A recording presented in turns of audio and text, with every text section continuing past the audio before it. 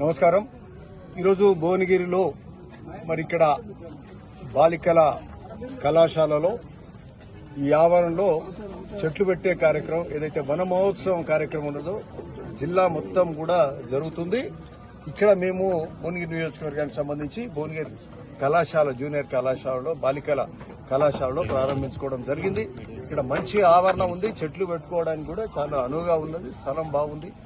ఈరోజు పెద్ద ఎత్తున జరుగుతూ వరుస ప్రభుత్వాలు కానీ వరుస దశాబ్దాల నుంచి జరిగే కార్యక్రమంలో దేశవ్యాప్తంగా ముఖ్యంగా తెలంగాణ ఈ ప్రాంతంలో పచ్చదనం అనేది అయితే పెరిగింది, అందులో ఏమాత్రం సందేహం లేదు.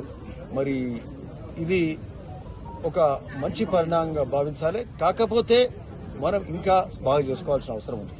పర్యావరణం మనం ఏ విధంగా కాపాడుకునే ప్రయత్నం చేస్తున్నామో అంతకంటే ఎక్కువ కూడా ప్రకృతి వైపరీత్యాలు కూడా ఓ పక్క ఎక్కువ ప్రకృతి వైపరీత్యాలు వస్తున్నాయి.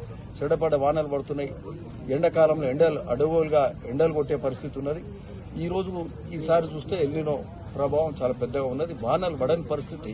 నిన్న మొన్న ఏదో గత 2-3 రోజులకెళ్ళి వానలు పడుతున్నాయి తప్పితే ఒక 2 నెలలకెళ్ళి జూన్ పోయింది, జూలై పోయింది, వానలు అనే పరిస్థితి లేదు. కాబట్టి ఈరోజు ఇట్లాంటి ప్రకృతి వైపరీత్యాలు మరి ఇట్లాంటి కరువు ఛాయలు అవపడుతున్నాయి. కాబట్టి ఈ పచ్చదనం పెంచుకోవాల్సిన అవసరం బాధ్యత ప్రతి పౌరుని మీద ఉంది. ఈ అధికారుల మీదనే కాదు, ప్రజాప్రతినిధుల మీద కాదు, ప్రతి పౌరుని మీద ఉన్నది. దీని మీద ప్రత్యేకమైన దృష్టి పెట్టాల్సిన అవసరం ఉంది.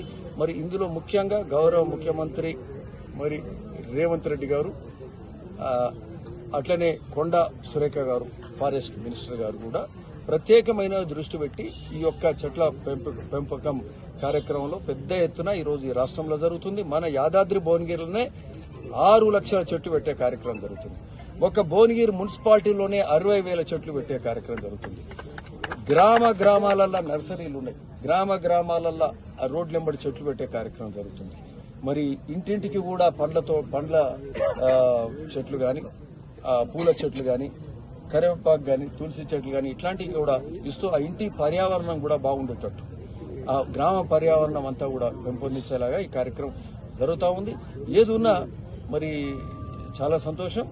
తెలంగాణ ప్రజాపాలన రేవంత్ రెడ్డి గారి ఆధ్వర్యంలో అన్ని సవ్యంగా సక్రమంగా జరుగుతున్న ఈరోజు ఈ బాలికల కళాశాలలో ఉన్నాం.